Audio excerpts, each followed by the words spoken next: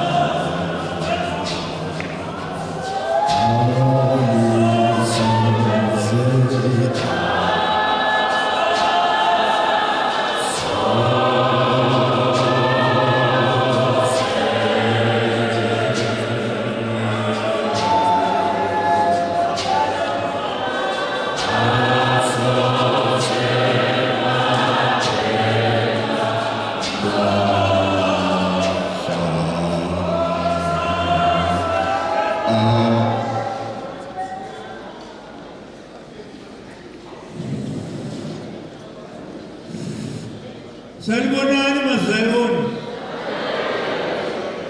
Ukuthula zayoni. Mina ngimo-Elijah Muthibi from Botswana. Head Mountain of God Apostle Church in Zion. Mangibheka la ngithi ngiyabheka.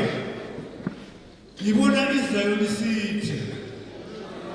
I wonder you know what Zion City is. Umbuso wasezulwini. Umbuso wasezulwini in Hebrew or Aramaic it's Zion. Manje uJesu wahamba wayakha khona. Isakhela khona isakhela iZion City. Mabheka la ngibona iZion bathi kwamashula ngithi yeah bazalwane ambenanga ukufundisa ngimele nje ukuzoletha idudu kumfowethu uVusigama uVusigama sazana late 80s 90s ehamba nomshengu sihlangana eFreedom eSoweto ukaNkosana Luka Mavimbele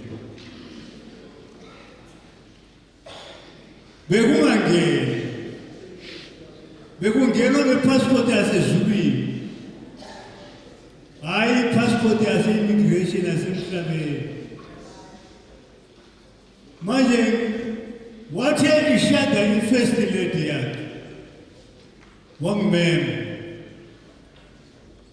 nokwami lambu yakhona uyakwazi walala khona uyakwazi wangimema. Unfortunately ngavelwa isifo. I failed to come. So far, 3 days back, we are phoning. Uthi first lady ishiyile. Kodwa noma kanjani umele uzonyathela. Ngamampela amphilanga bazalwane. Noma ngibona lokho ngihlala phansi la phethwe inyawo libuhlungu amadolo ukudressa kakhulu angisazi. So far, ngize ngabona ukuthi kufanele nje ngindize ngize la. Ngizombona ngithi mfowethu Dudu. Ngiyazi the Gama family, they are anointed people. Manje akayithuswa ukuhamba kwenkosikazi. Kodwa bazalwane ngitshelayo ngifuna ngiyaliduduza ngencwadi ikaJesu Kristu maseyivukile. Wathi esevukile eseduze nokuhamba wabakhanda wabalanda bayi-11 ama-disciples yakhe. Angazi ukhona neBhayibheli lapho bamfundele ngikangithi only 3 verses ngesizulu ngizochaza ngesilungu kodwa ngesikhalanga ngiyikhalanga mina. Khona neBhayibheli cela iBhayibheli lapho bazalwane secretary yase.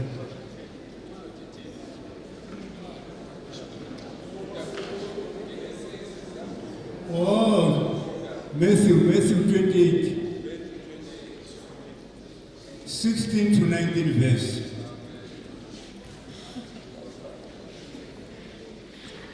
The Great Commission of Jesus to his disciples. How can you find this? Verse by verse. What to Jesus? The authority has been given in heaven and on earth. Amandla aphiwa ezulwini nasemhlabeni. Kodwa hambani from Jerusalem to the end of the age. Likhulume lamazwi imilayo yonke engililaye yona. Likhulume libatshele abantu libhabhathise egameni likayise lendodana nelikamoya wengcwele. Akasengathi libhabhathise emazini. Uthi libhabhathise egameni likayise lendodana nelikamoya wengcwele. uPitiri uyaphuma eJopa uya eKesariya kubantu bezizwe. Wayefika uyalikhuluma because he was Holy Spirited. Wayamkela umoya wengcwele. He was fulfilled with the Holy Spirit. Wathi efika ekhuluma yezwi elingcwele bamkela umoya wengcwele bangakangeni emazini. Sithanda ugama la kwamashu ungathi sikayibona iZion City. iZion City i-constituency yonke ibe amaZion. Kuvulwe ama-industries iZion zisebenze, kuvulwe ama-factories iZion zisebenze. Asikho isayini esimele sibe malambane. iSayoni simele ngamampela siphile impilo ikaNkulunkulu, impilo enhle. iZion City sezulwini namhlanje kumele kube neZion City. Umshengu wazama kakhulu, wazama ukuthi no asibende kuye wamaZion, asibende kuye wamaZion. AmaZion abafuni ukuhlangana. I don't know what is the problem. Simele ngamampela umbuso wasezulwini sibuse. Charity begins at home. Charity begins at home. Kumele kubonakale iZion City la emhlabeni. Sibabonise ukuthi la siseZion City ngoba sinekhaya elethu elisezulwini elibizwa iZion City. Ipassport yalo izwi elingcwele. Umoya wengcwele uyipassport yasezulwini. Awungeke uhambe immigration ufune passport ufuna imfuno kwezulwini. Amakuyiko. Manje ngithi abavusi archbishop yami ngithi Dudu mfowethu Dudu, inkosi bayikuvusise ikwandisele nomuzi wakho ngoba you are anointed. Okwamashu wonke they must be anointed ngegama lenkosi. Amen. Nkosi manisise. Amen.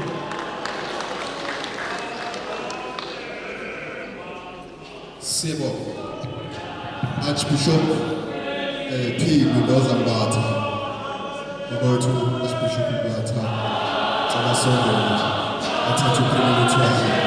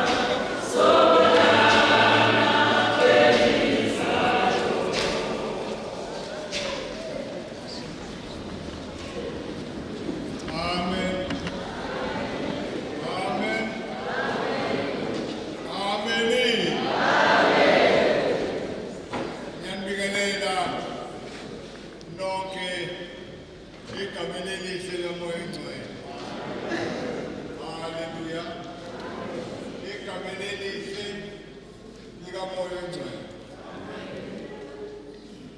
Ngithande ngidide nje.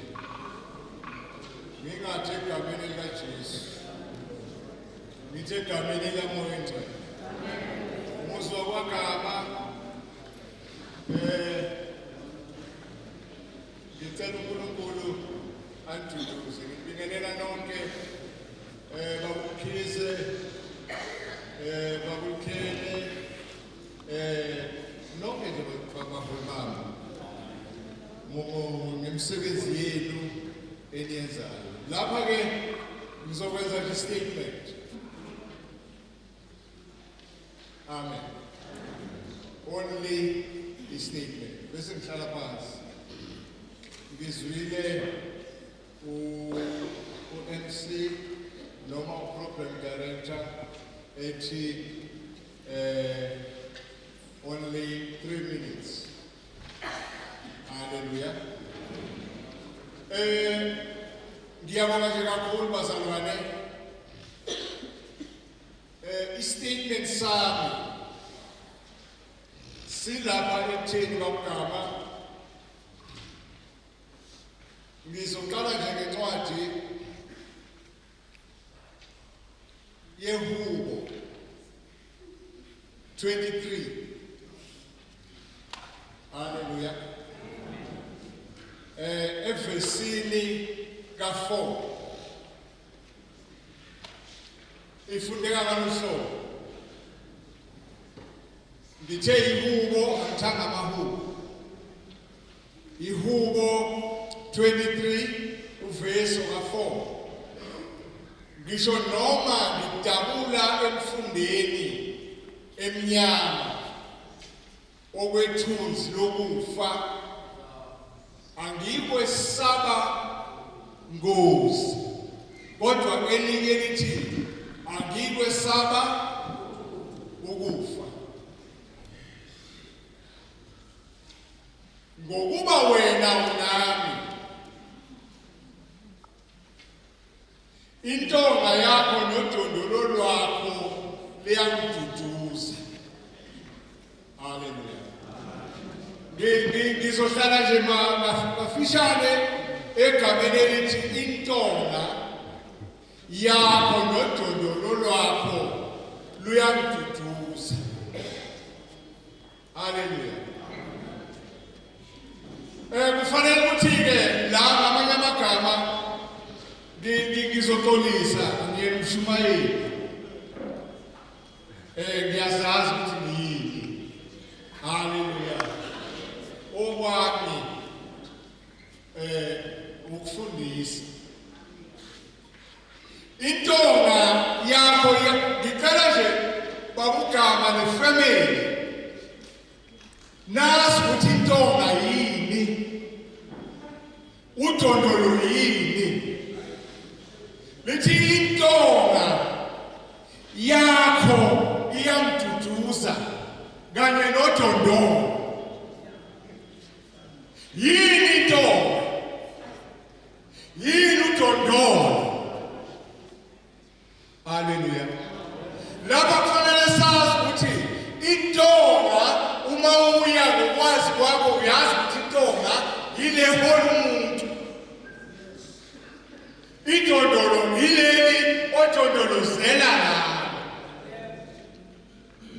Intonga yakho nodondolo lwakho liyangiduduza. Babugama ngithi ngizothi kuyiba nentonga. Ngoba once waba nentonga angeke uhlale ungabi naludondolo. And then udondolo lwakho yile ududuze. Yabona na uyintonga, intonga uzoyazi ukuthi intonga ubani intonga yakho. Intonga yakho ngeke ifonele endaweni ezini. Ngoba nithi lapha phezulu uyamholela emadlelweni ahlaza. Okhomba ukuthi intonga uNkulunkulu. Fanele ube noNkulunkulu nodondolo lwakho luseke uNkulunkulu ngani ngoba uNkulunkulu uyakhona uba nodondolo esekhoneni udondolo yila ududuzeka khona. Bokubuke nje umuntu nangabe ehamba engasakwazi ukunyathela kahle ngenyawo uba nodondolo. Uba ebe nodondolo yila eduduzeka khona ngoba usenendlela yokuhamba. Hallelujah. Nasi statement sami.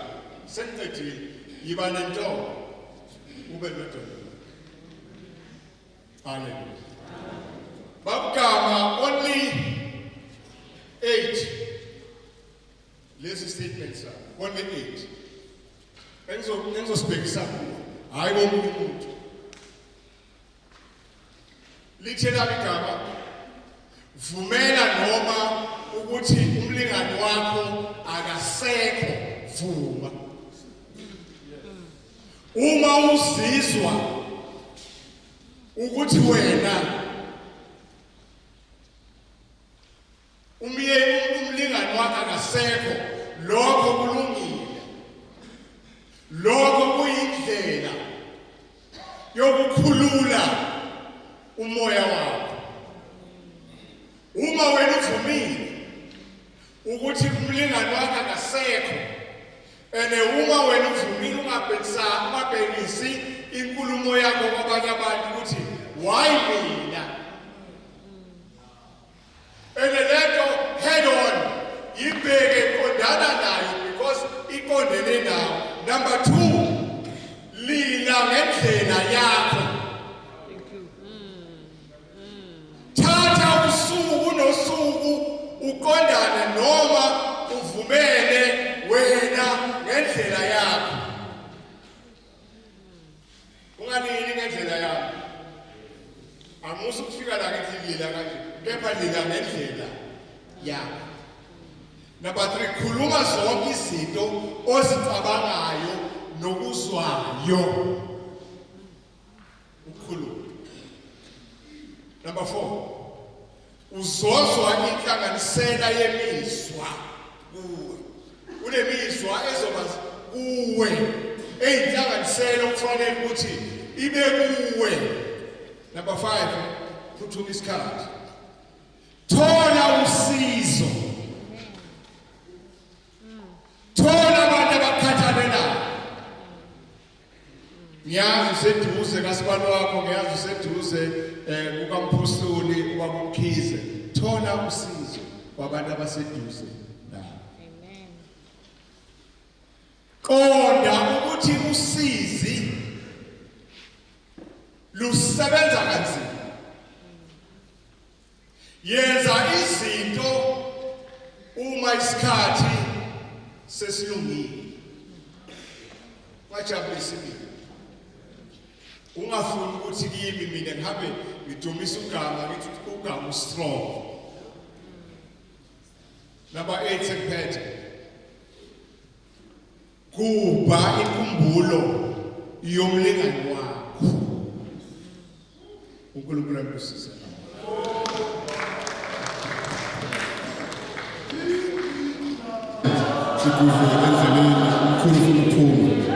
CL21 DWZN CL21 DWZN i-Hilux.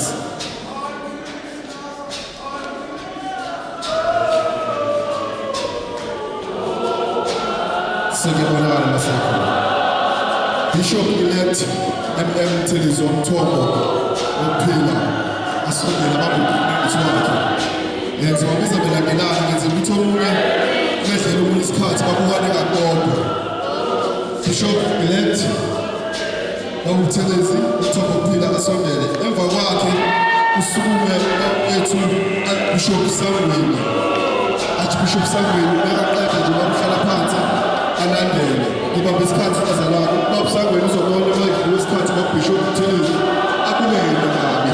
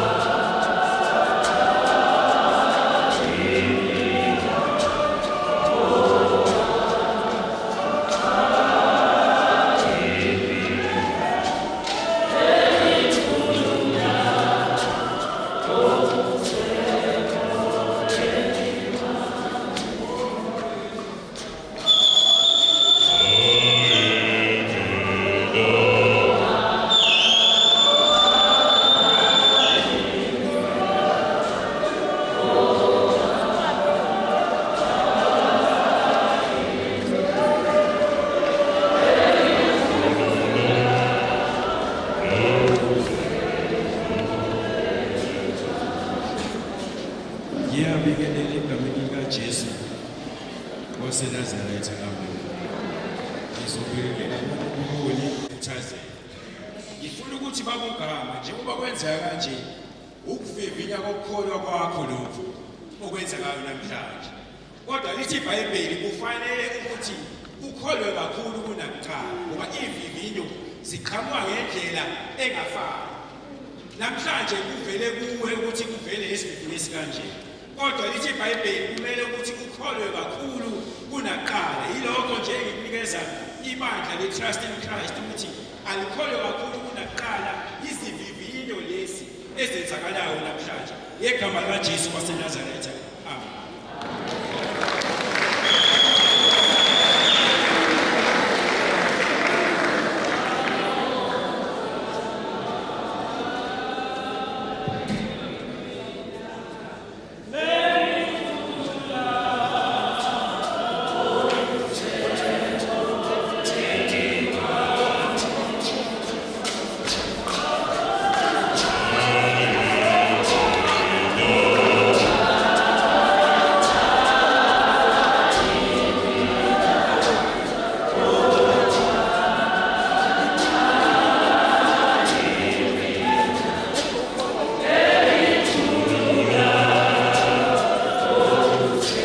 Archbishop Zuge, Trinity, Asole 3 minutes. Archbishop Zuge, Trinity, Abasem 3 minutes.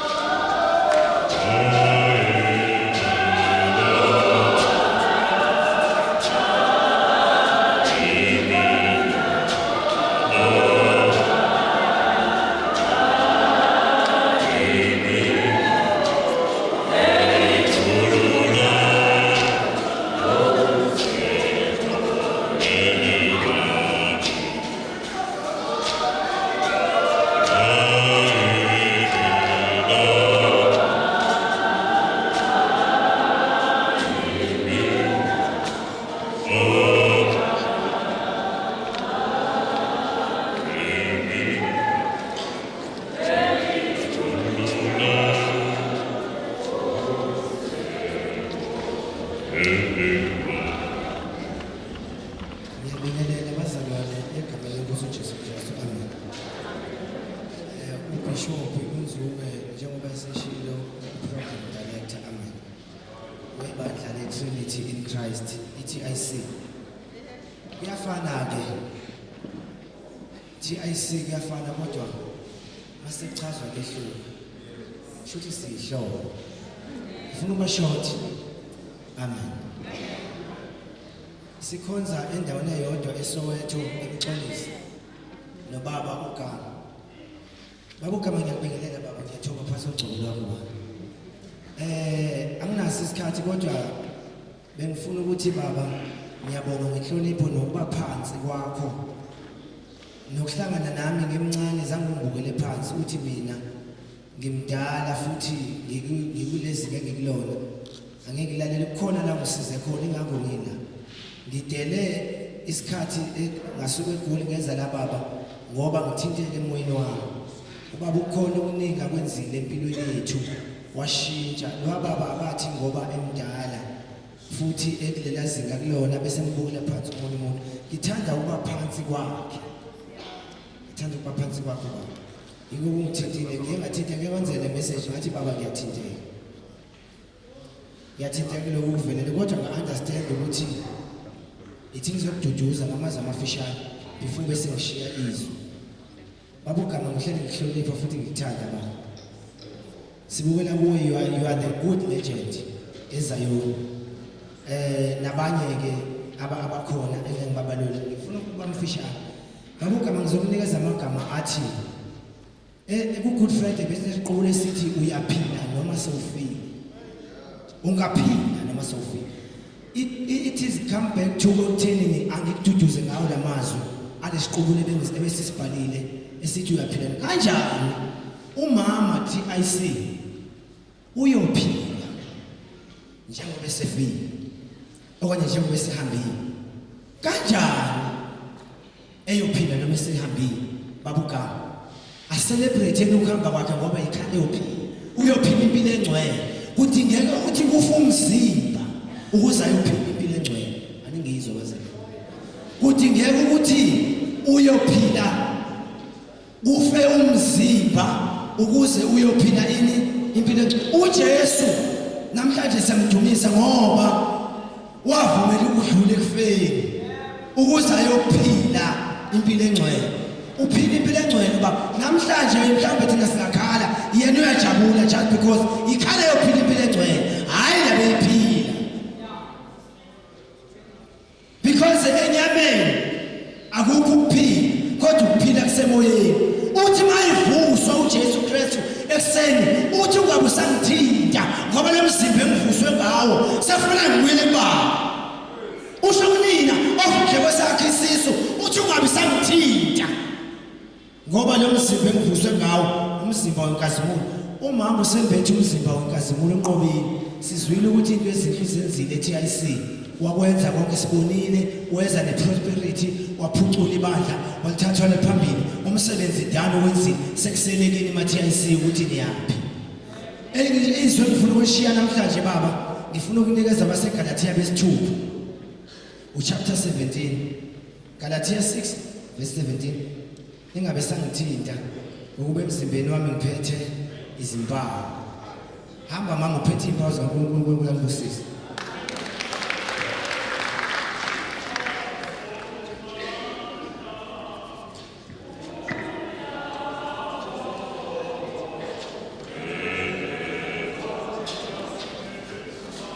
Siyabonga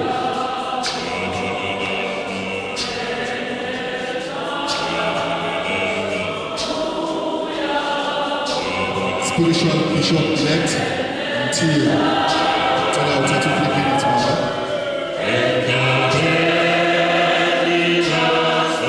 Udokotela Malaza emva Bishop-elect Mthia uthatha uPhilippians Imoto DJ47 RNZN Ipolo Vivo DJ47 RNZN Ipolo isendleleni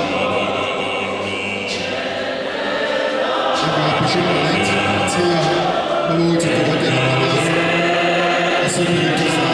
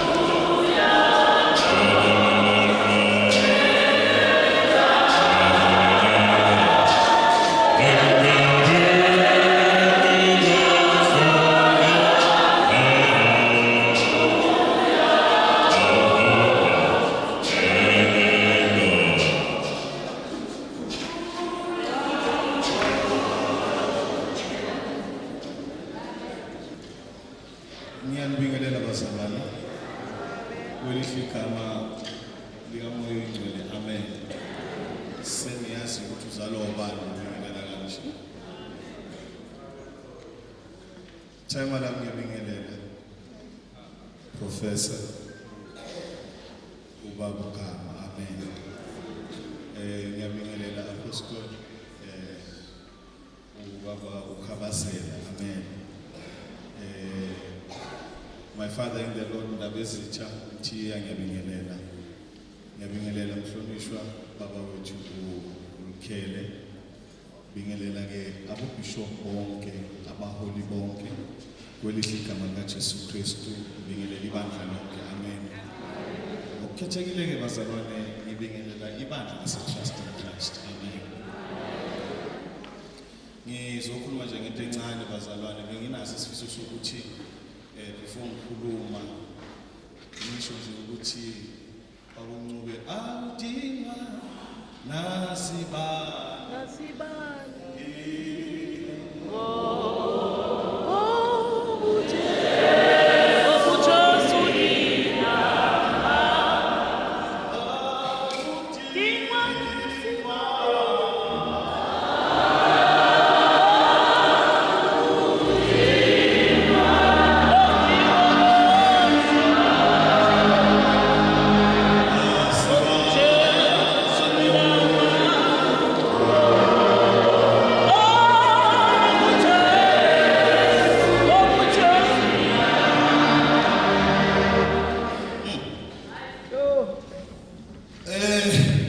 zamanje ukuthi nami ngibambe bazalwane umama ke lo umama uGama apostoleli apostol uma ngaqeda ukuthola iaward noma ama-awards wakhuluma nobaba uGama engapho phela kwenzalwa ngihlabeleli ke bazalwane kwelamoya uNdabezitsha kodwa mina uqala kwami ukopela ukufunda ngaqala kuba uGama ethi usindiswa ngumnandi ubaba umzali enkosini bewasho wathi wayewareled ukuthi ngazathi ngizokuthi kwasho ukuthi ifundiso zakhe ziphilile zamhlalisa wabhala umlayezo ngoba wokuqala ubhala umlayezo we-congratulations ngelinye ilanga wabona ukuthi kuthoko ngikhuluma about the power of a woman, then wayesengicela ukuthi ucela sibhale incwadi mina naye ngabantu besifazane baseZayoni.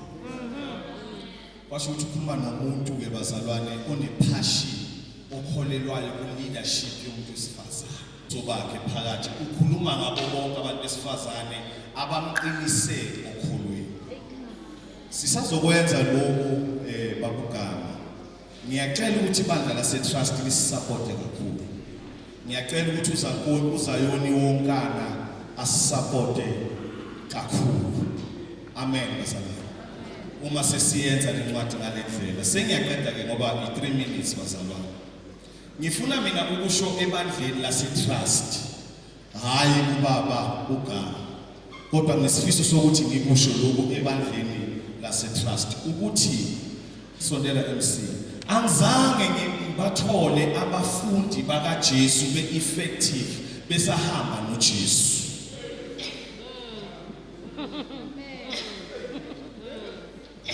Abafundi bakaJesu angizange ngibathole be-effective besamlandela literally uJesu esathi uJesu ehambeni yaweni bamlandele, kodwa ngibathole ngelinye ilanga uJesu abantwana befuna ukuza kuye, abafundi besamlandela literally bavimba abantwana bakaJesu besengabafundi.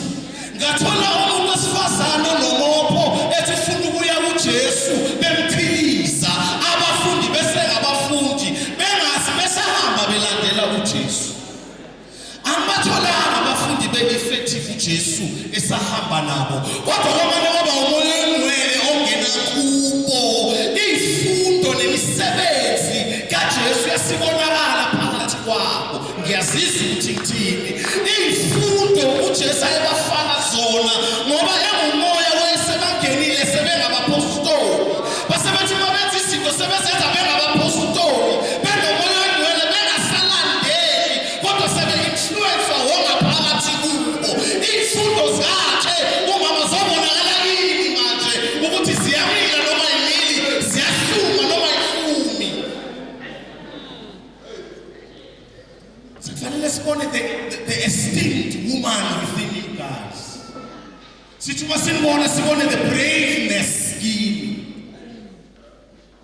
umzuzi kusisa. Siyabonga Dr. Malaza asondele eduzane usihambile asiyabonga Apostle Babungathe cela uthethe indaba akudala.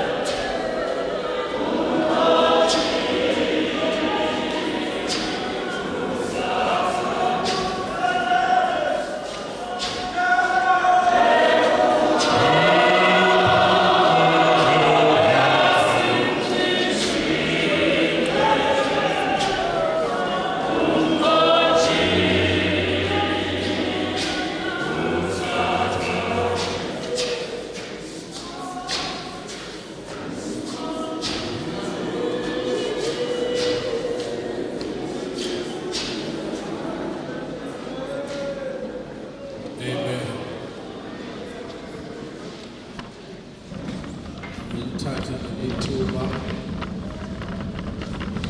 ngibelele ubaba Apostle Gama ngiyabingelela baba ngiyabingelela Apostle Mkhize ngiyabingelela indaba ezinto amabishop bonke bazalwane nokho abengibiza nonke ngibonke Bishop Khumalo manje basheshe bashaya ngisho left abanye impela angeke bazi kodwa ubuso uyababona siyabingelela ubuholi se-TIC egameni likaJesu amabandla onke that came and to comfort our very own. Sibonga ukuthi leyodwa one of the most important thing ukuthi sonke siqinisa ngezwi. iBhayibheli lithi kuyodlula konke kodwa izwi liyomabuza mina phakathi. Cela ukuthi ngithi kuma-TIC wonke yimbi lento yokuncoma umuntu esehambile and you ignore when the person is still alive. It is easy to criticize a person when the person is wrong. But when a person is doing right things, you cannot notice that most of us, not only TIC, singabantu kufanele sikubuke lokhu ukuthi asikunqamuleni lokhu ukukhuluma kakhulu umuntu uma engasekho kanti sikhulume kancane uma esaphila. No, I'm very sound and I'm hearing what I'm saying. Because there are many people today, when they are doing mistakes, it's easy for Rabazalwane to crucify and nullify them. But when a person is doing good things, no one take it to consideration or notice that. And I think if Tina, as the church, we cannot rectify that, no one else on a caller will notice and rectify that. It must start within the church. And we must rectify these things. One kuluma kanjena hayi akuphele angeke ngikuthi ngikhohle nani ngizokhuluma. Because ngizekhaya. So, what is very very important ukuthi ke njengoba sisonke singumzimba kaKristu. And iBhayibheli lithi uma esinye isitho sithinteka uthinteka izitho zonke. So, awukho umzimba owaba-criticizer esinye isitho sa-criticizer esinye isitho emzimbeni. Lo mzimba kusho ukuthi kukhona i-confusion. And confusion must be rectified. So, simndeni wakwambatha esothi dudu baba.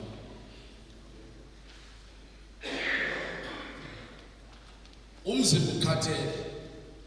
Kodwa I said to kumthetho driver novusi ngathi vusi I cannot ngadluli eTIC. I'll drive all the way. I've got other commitment, but I said I will come and be here. Just to render, say, uNkulunkulu aqinise baba. Angikwazi ukushiya umama okanye owakwa. Angiyazi le experience. And surely to use the first time. It's a journey on its own. thande undaba ezithi ethi khona abasondele abadala abasondele nawo. Ngoba into eyiproblem yanamhlanje is to find a young man like me trying to cancel umuntu omdala osehambe ibanga. Kanti bakhona abadala angabe bayasondela bakhansela on that. That is why we find a generation that is correcting the fathers instead of the generation learning from the fathers.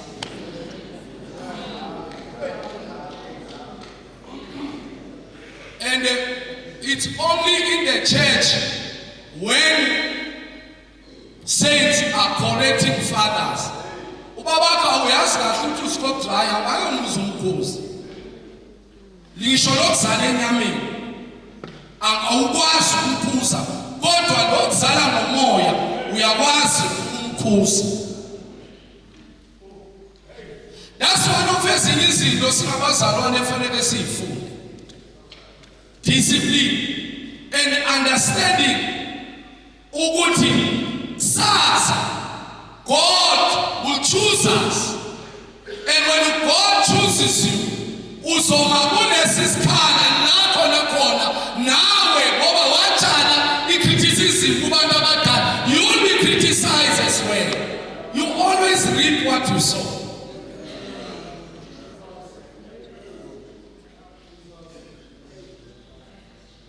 I know somebody uzothi MC akangena ngevesi. Namhlanje sicela ukushaya ama-correction usathane simshaya nge-TKO.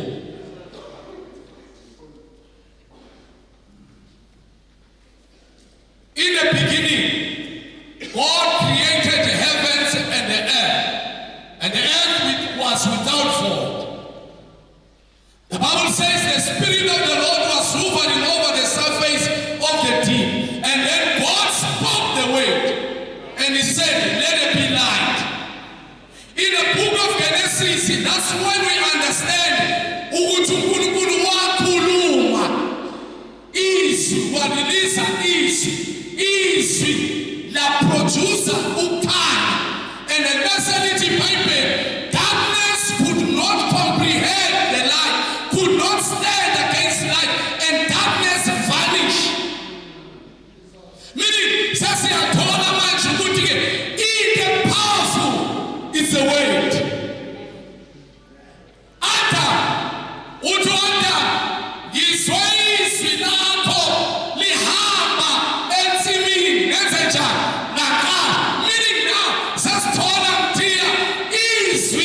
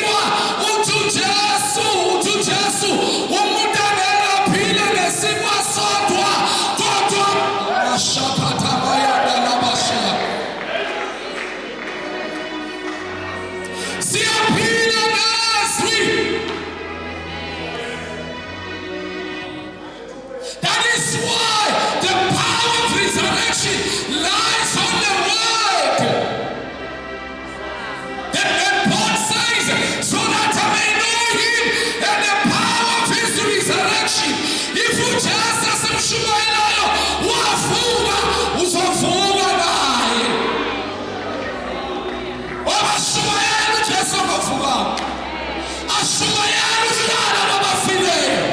Sishumayela uvuka kwabafileyo.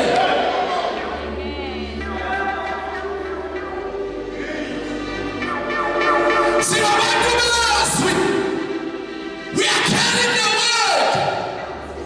Ingakho izwi likaNkulunkulu bazalwane. Ngithemina in the Old Testament izwi lahamba. In the New Testament izwi labadinga. But Apostle Mkhize iBhayibheli lithi uma uJohn embona John chapter 1 verse 29 there comes the Lamb akasamoni njengesu. Kodwa verse 1 uthe izwi laphatha ini izwi uthi yena John chapter 1 verse 1 in the beginning was the word was with God and the word was God. Bese lithi iBhayibheli came a man who testify about the word, who testify about the light, but this man was not the light, but he was testifying about the light. Kodwa John chapter 1 verse 29 some present as the word, who some present as the lamb that will sacrifice.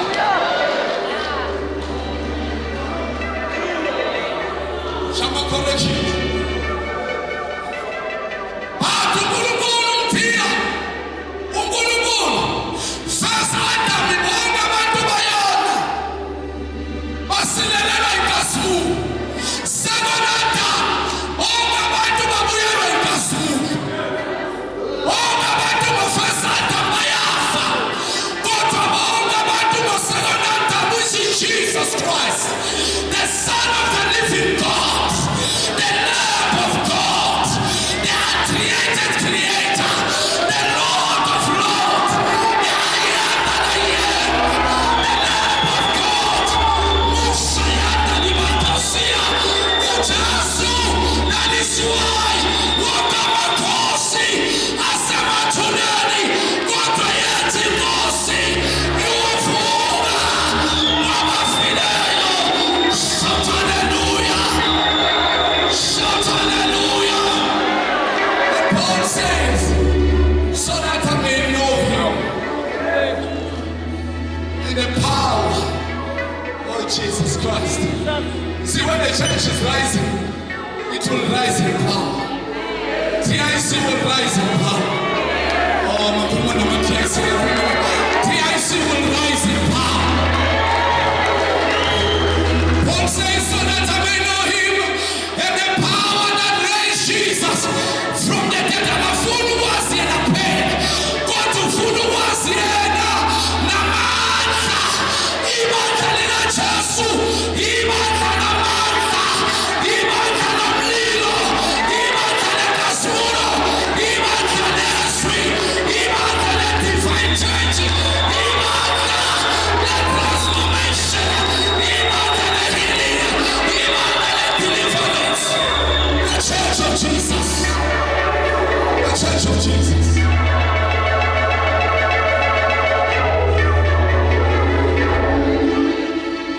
It's only Satanists who celebrate the death of somebody.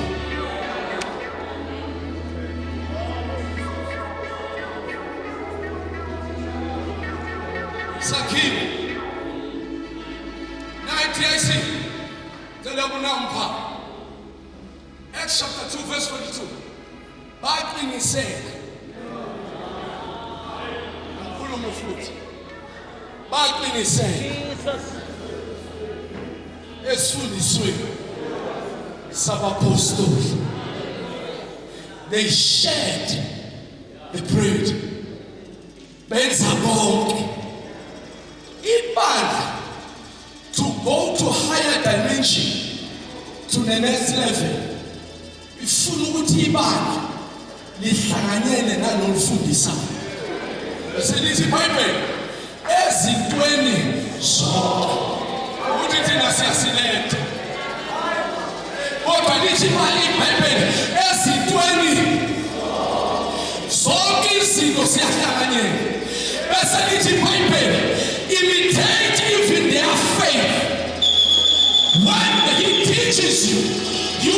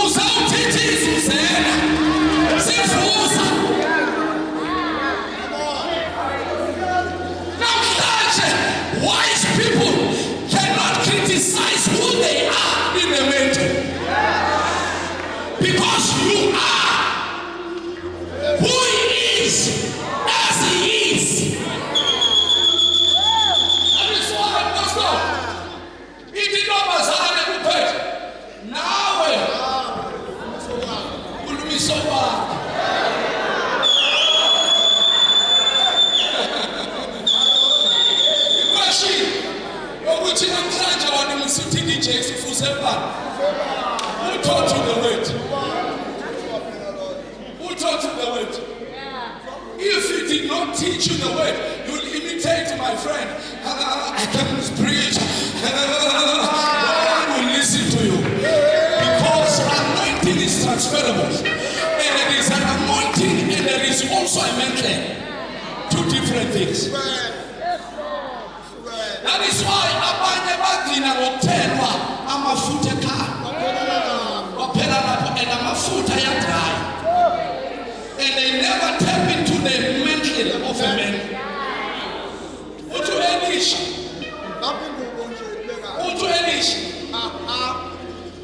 Give me the double of your spirit. The problem why the devil is penetrating in the church, you don't have a spirit of your lead.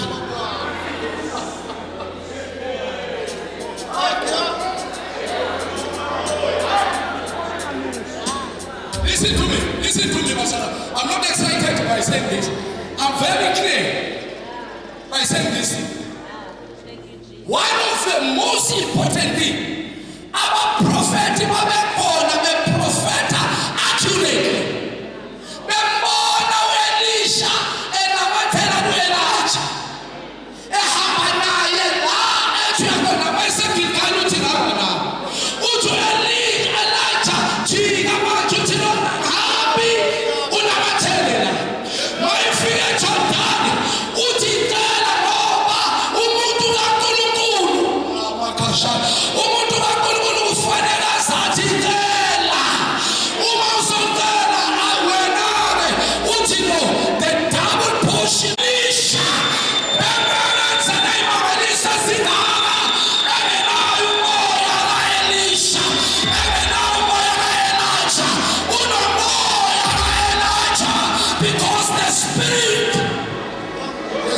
The spirit.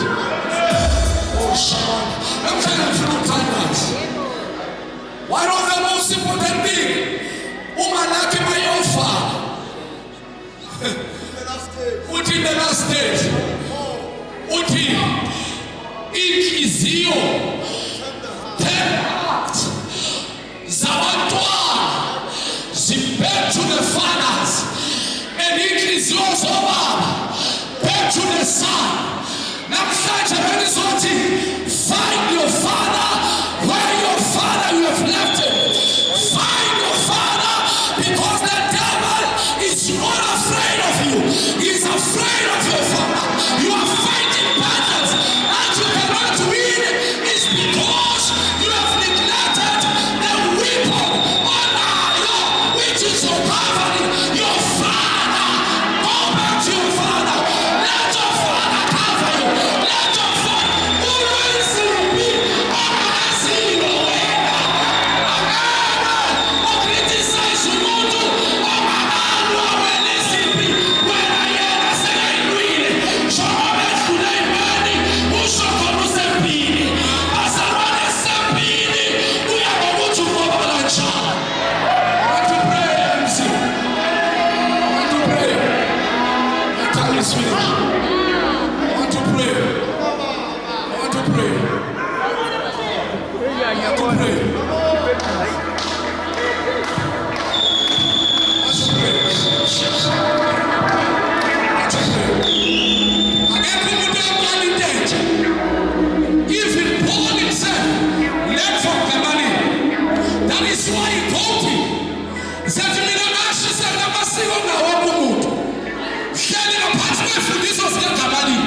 He understood who mentored him. The question, when Paul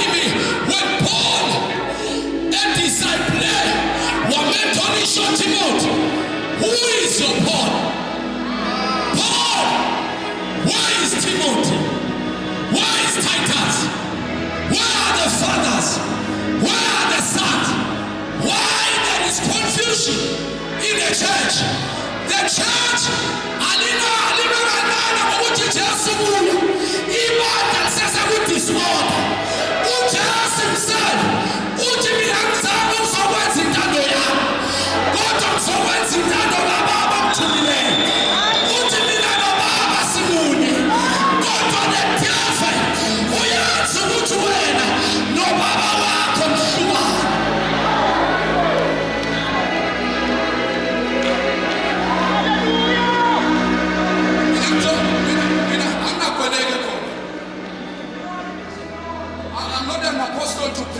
Listen.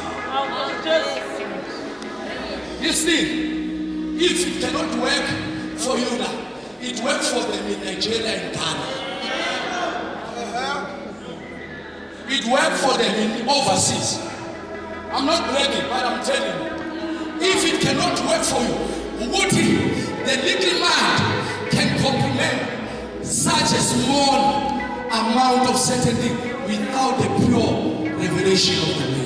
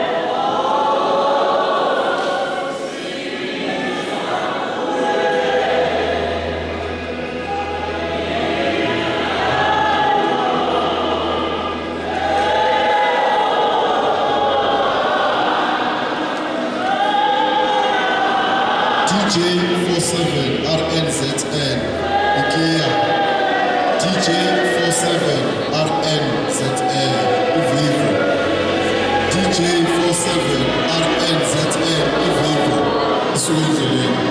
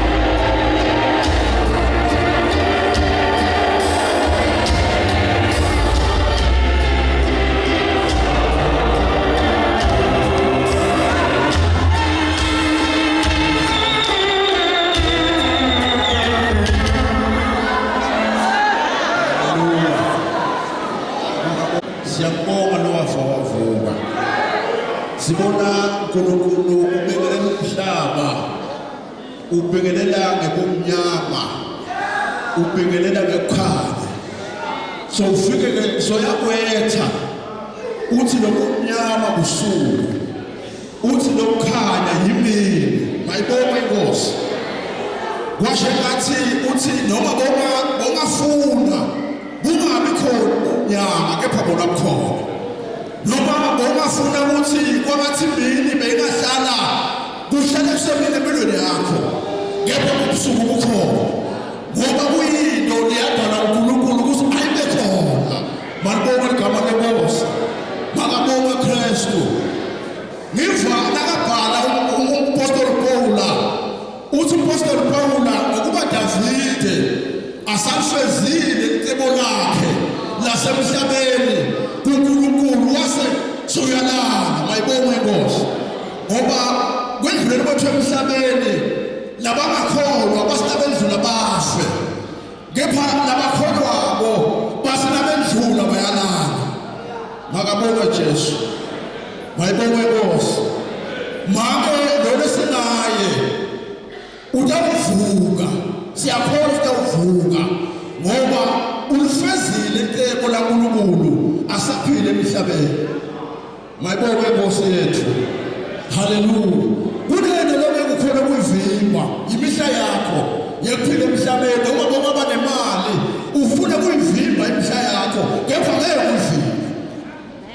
Mayibonge Inkosi. Makabonge Kristu. Bhokale noma bonga kwenta konke umthandazo uthandaze ebusuku nemini, kepha losuku konke kulivimba. Ngoba icebo laNkulunkulu sihlangene nelicebo laNkulunkulu. Akekho abekade ukuthi sitawubana ngalosuku lwenu, kepha ezulwini kukhalenda yasibakade abekade yena. Mayibonge Inkosi.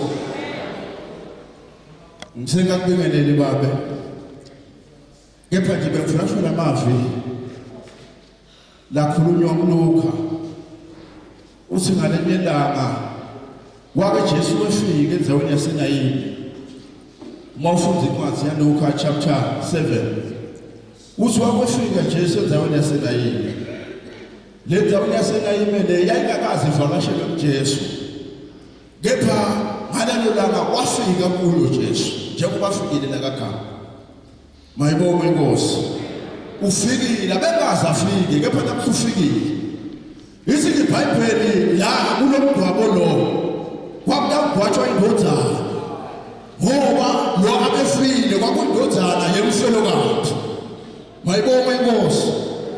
Uma kafika Jesu uyalungiswa kulomgwabo, kulungiselwa ukuthi kulomgwatsho indodana. Mayibonge Inkosi. So ithi iBhayibheli lo mfelokazi lo asakhala wase Jesu uyakhamuka. Wase Jesu ngenxa lethi yambona kuthi lo mfati yakhala.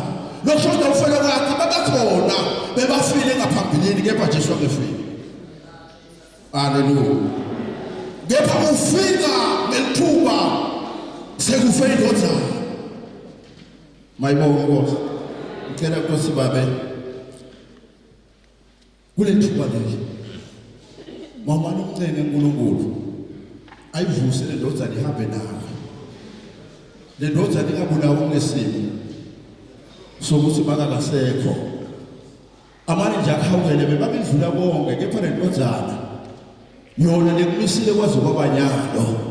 Imali yona ingafi, ngisho lo muntu uJesu Kristu amane yena angafi kuwe. Le ndodana Jesu Kristu imali yona noma ngabe bonke abasekho, imali yona ibe nawe njengalomfelokazi. Nekwathi kumena muntu lomfelokazi wakhalela nje ukuthi nayinamali ivuke le ndodana, manje ngihlale nayo kulo muntu. Noma sekumena muntu yini indodana uma ngabe yona ihlethi nayo kuphelele. Nabe ngisho njalo babe egameni leNkosi yethu Jesu ngithi angibingelele babe professor. Sengihlala phansi. Ngwakaliphele sibonga bazalwane basuke eSwatini.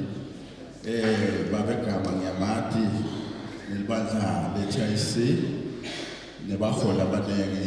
Ngiyabingelela babe uPostoli Khize, ngiyabingelela Shando. Hallelujah. abadodana bonke bazalwane ngiyabingelela ngayibonga inkosi siyabonga uNkulunkulu losihlangise ngalolu hlobo la haleluya labanye besike sihlangana uNkulunkulu sakhele iappointment lethu nje sihlangana kuyisuku namhlanje noma lubuhlungu thola bobani akuhlangana ngehlanga lesimo lesi asinabo ukuzala lesimo lesi asinako ukuthi uke wakho abanabanye wabadududu abanike amagama wasabaqini kepha namhlanje amagama babe ashokuwe professor kodwa noma siwasho kukhona lokuvukakho lokusukube lamagama labashola abazalwane namvuso umgama kepha siyabonga uNkulunkulu umena akwazi kwabala inkosi yemusa masiqinise isiphe amandla sonke maKristu lamahle siyabonga haleluya.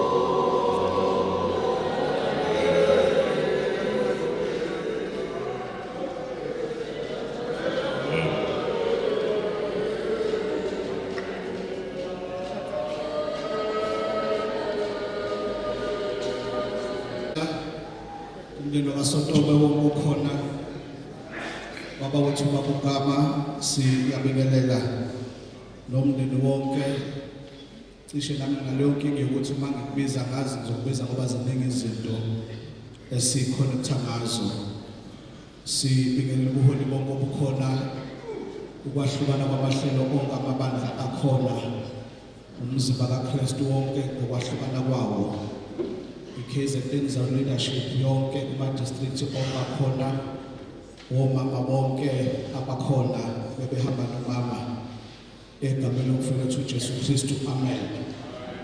Isikhathi bazalwane sesihambile ngicela ukuvele ngifunde nje bese singena emsebenzini esize kuwo bese siyavala amakhosi esibili chapter 12 sizofunda ivesi ka9 lodwa elithi uJehoyada umpristi wayesethatha umphongolo wawuboboza imbobo esivalweni sayo wawubeka ecelweni kwe-altare ngakwesokunene lapho umuntu endlini kaJehova. Abapristi abalinda umuntu bafaka khona yonke imali eyalethwa endlini kaJehova. Sifunda amakhosi esibili la abafundi iBhayibheli bayazi ukuthi ayisehlukene imibuso emibili, kukhona iNorthern neSouthern Kingdom. Lesifunda kuwe uJuda owawuse-Southern Kingdom, la sekubusa khona inkosi uJowashi. Elithi iBhayibheli-ke uma iqala ibusa ithempeli likaNkulunkulu selinemfanto, selivandalized, ngeke ukuthi amakhosi abusa ngaphambili ayendedela abantu ukuthi basuke endlini kaNkulunkulu bayoshisela abanye uNkulunkulu endaweni ephakemeyo. Yagcina indawo kaNkulunkulu singasanayo iminikelo, kodwa iminikelo iseyindaweni ephakemeyo. Yagcina isinemfanto ngoba imfanto ivulwa ukuthi iminikelo iseyindaweni ephakemeyo. Kodwa endlini kaJehova kwakutholakala imithandazo nenyembezi kuphela, iminikelo iyiswa endaweni ephakemeyo. Endlini kaNkosi wawuthola abantu abazokhala kodwa bafanele bayonikela, banikele endaweni ephakemeyo. Nowanda kwesikhathi sanamhlanje futhi abazalwane bekhonzela endlini ewayo benganankinga futhi, kodwa la benikela khona kuma-altar kumiyelwe, kuneroof enhle nesilingi, ngoba bafanele banikele baye endaweni ephakemeyo kodwa balethe inyembezi endlini kaJehova. Kwagcina-ke sekunemfanto engakwazi ukuvaleka ngoba iminikelo yaziwa endlini kodwa yaziwa kwamanye ama-altar. Lithi iBhayibheli uJowashi wathi angikwazi ukuhlala esihlalweni kunemfanti endlini kaSimakade. Wathi ukuze ngihlale beyinkosi ebusayo, into yokuqala angilungise indlu yenkosi ngoba ila kubiza khona igama layo. Athi uSolomoni mayeyakha wathi inkosi sakha lendlu ukuze bonke abantu abafunayo bakuthole kulendlu. Asikwazi ukubiza uJehova endlini enemfanti. Bese lithi iBhayibheli-ke wayesecela abapristi ukuthi abaqoqe iminikelo okuzovalwa ngayo umfanto. Lithi iBhayibheli ayiletha bonke abantu iminikelo ezandleni zabapristi, kodwa mayefika uJowashi wafika imfanto isakhona isamile. Noma iminikelo iqoqiwe kodwa umfanto ayivalekanga. Lithi iBhayibheli washintsha wathi ayibalisayo ezandleni zabapristi. Akukho wrong ukuthi ezandleni zabapristi, kodwa lena kumnikelo wami engifuna ukwenza ngawo into kaJehova endlini. Ngoba uma uye ezandleni zabapristi, abapristi abadisayidayo ukuthi benzani ngomnikelo, kodwa umuya kwi-altar kaNkulunkulu inkosi edisayidayo ukuthi yenzani ngomnikelo. Besithi-ke Jowashi, ngicela wenze umphongolo ozayobeka eduze kwe-altar ukuze abantu mabangena bangalandwa ivesi ukuthi bazonikela, kodwa badonse umphongolo eduze kwe-altar. Bangathenjisi ukuthi abazalwane iy'nto zabo, kodwa mabangena nje babone i-altar, umnikelo balungu besendleni bedonsa i-altar. Lithi iBhayibheli wenza umphongolo ofanayo nomphongolo owenziwa uMoses, ngoba wayengeke athathe lo mphongolo azowubeka ngoba umphongolo unama-limitations ukuthi wasondela eduze kwawo umpristi omkhulu bese banalaba abanikeza imisebenzi ethempeli wayesenza umfanekiso womphongolo. Uma ewubeka ukuthi abangenayo mthiya badonswe into eyodwa bakhumbule umphongolo, ukuthi emphongolweni kunezinto ey'ntathu. Kukhona isinkwa esibekiwe, kukhona induku kaMose kaAroni eyahluma, kukhona ibhebhe zamatshe kulo mphongolo. Kwakuthi babebona noma bengathandi ukunikela, bakodwa uNkulunkulu wethu sake salambe hlale waphaka isinkwa esizulwini wasimana sandla waphatha ukuthi asikwazi nokunikelela uNkulunkulu ongasithwala hlale. Bafuna babona umphongolo bathi sake savalelwa amanzi, kodwa badonsa induku ka-Aroni yaphakanyiswa kwavulwa ulwandle. Sawona umhlabathi uyanikela, yonke into engafaro asikwazi ukunikelela uNkulunkulu. Akufuneka beze bengaphushwa ivesi, kodwa baphushwe into abayenzele uNkulunkulu. Wayesathi ubeke eduze kwe-altar lomphongolo ukuze nje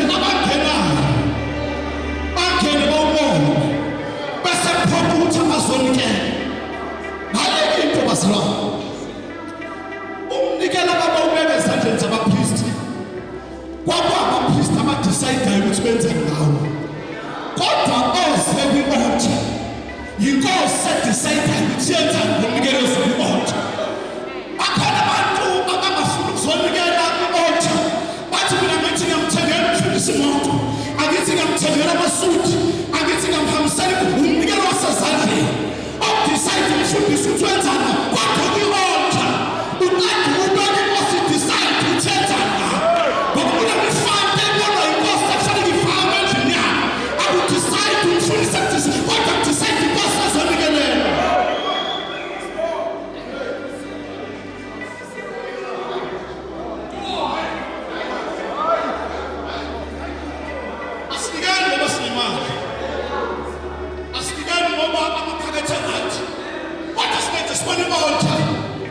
sithi abantu basuphuma lo osayimfundisa pulpit abamazi umusa owamlanda emahlasweni wangithwala ngingenagama ngenalutho athi umbhale ethathi babagezaleni ayihlalise namakhosi ngangena ngabizwa ngombhishophi kade ngithi akakwazi ukumnikelelo uNkulunkulu abanye bazana nge-operation basala isikhathi singakafiki isikhathi ngesiso lomntwana uzozala ababona ukuthi abakhumbula into abayenzelwe uphatha umhlabaleli bakhumbula ngakwenzelwa inkosi amsoze ngamunye asinikele bazalwane ukuthi sinemali kodwa isikhumbuzo wasibona ukuthi ukhona uNkulunkulu wasithwala ehlane athi ubhala hamba no-Israyeli emini avela beyinsika yefu ebusuku avela beyinoma bilomlilo athi abhala iy'nyathelo zabo ey'leweni zasenagogi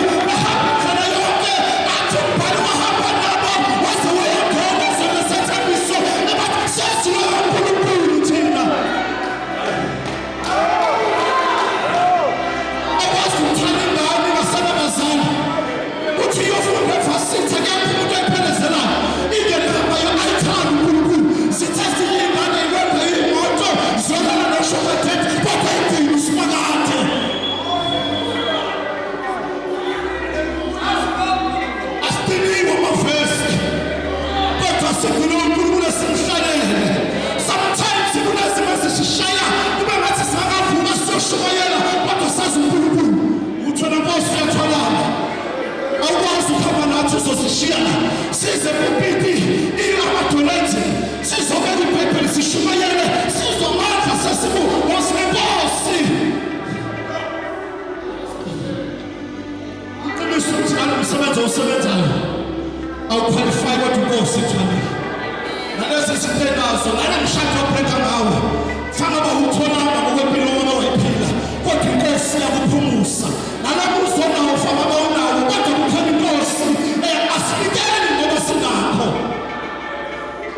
kodwa masibona i-altar sazi inkosi esenzile umusa ngiyacela sizonikela ngicela cala abapristi bendlu bazomisa i-altar lomnikelo nize nezintsha sithi sazi inkosi esithwalayo thina sasikade sesishiyiwe abantu besidelile besibakhonzisayo bathi asikwazi ukukhonza umuntu nje salahlwa abantu uNkulunkulu wamanathi sabona nangabantu ey'nganweni sithi sazi uNkulunkulu